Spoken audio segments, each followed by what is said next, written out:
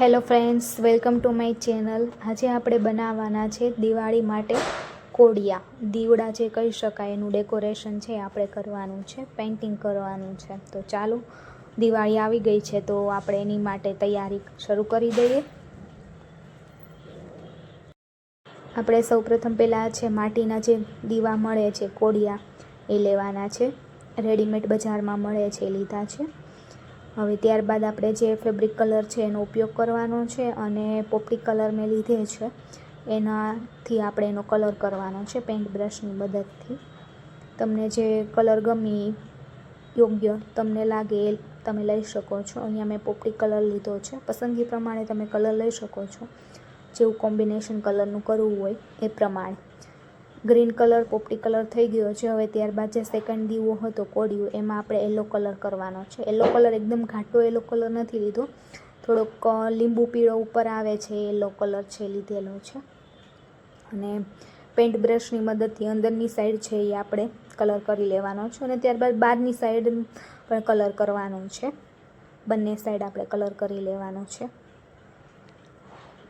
જે કિનારી છે એના ફરતે આપણે કરવાનો છે કલર, અને ટૂંકમાં ઓલ ઓવર આખું કોડિયું છે એ પેઇન્ટ કરી લેવાનું છે. આપણું જે કલર છે યલો કલર કમ્પ્લીટ થઈ ગયો છે. ત્યારબાદ જે આપણે ગ્રીન કલર પોપટી કલર કર્યો છે એમાં આપણે વચમાં એક કમળની ડિઝાઇન બનાવવાની છે, અથવા તમે કોઈ પણ તમને જે સારી લાગે એ ડિઝાઇન બનાવી શકો છો. અહીંયા મેં પિંક કલર લીધો છે અને કમળની છે આપણે ડિઝાઇન બનાવવાનું છે, ફ્લાવર બનાવવાનું છે કમળનું.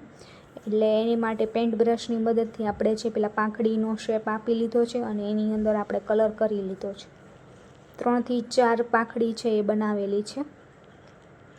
તો આપ જોઈ શકો છો કે સરસ મજાનું આપણે ડેકોરેશન ઘરે કરી શકીએ છીએ, જે બજારમાં રેડીમેડ દીવા મળતા હોય એની જેવું છે. હવે આપણો જે કમળ છે તૈયાર થઈ ગયું છે અને થોડુંક હાઇલાઇટ કરવા માટે કમળની પાંખડી દેખાય તે માટે આપણે વ્હાઇટ કલરનો કલર લીધો છે અને પેઇન્ટ બ્રશ એકદમ ઝીણું પેઇન્ટ બ્રશની મદદથી આપણે એની બોર્ડર છે બાંધી લેવાની છે, એટલે આપણો કમળ છે એનો આકાર દેખાય આવે એટલા માટે.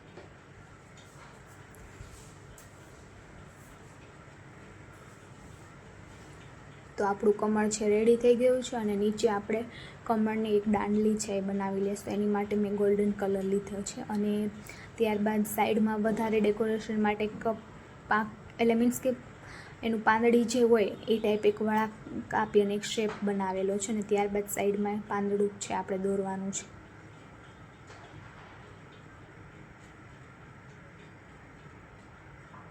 તો રેડી છે આપણું કમળ.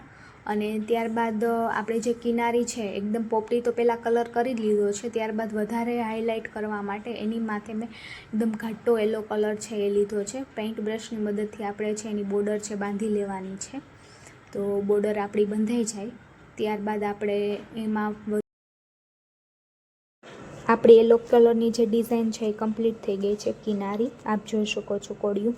ત્યારબાદ છે આપણે યલો કલરની છે પિંક કલરની છે આપણે એકદમ ઝીણી ટપકા કરી અને આપણે છે એકદમ રાઉન્ડ કલરમાં એક છે બોર્ડર બનાવવાની છે. તો બોર્ડર આપણી કમ્પ્લીટ થઈ જાય ત્યારબાદ આપણે છે વધારે ડેકોરેશન માટે ગમ લીધો છે, એને ચારે ખૂણે છે એ આપણે લગાવી દેવાનું છે અને જે કોડીઓ હોય છે ઘરમાં પડેલી આપણે એ ડેકોરેશનમાં છે મૂકેલી છે. ચારે બાજુના જે ખૂણે છે એ એક કોડી છે એ ચિપકાવી દીધી છે ગમની મદદથી, આપ જોઈ શકો છો.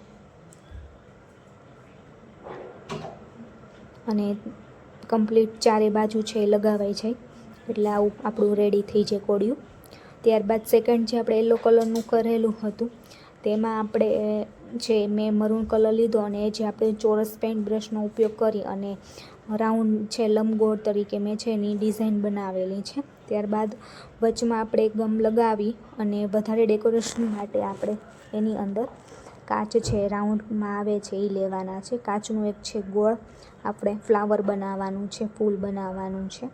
તો 6-7 કાચ છે એ મેં લીધેલા છે, તો એનો આપણે ઉપયોગ છે કરવાનો છે.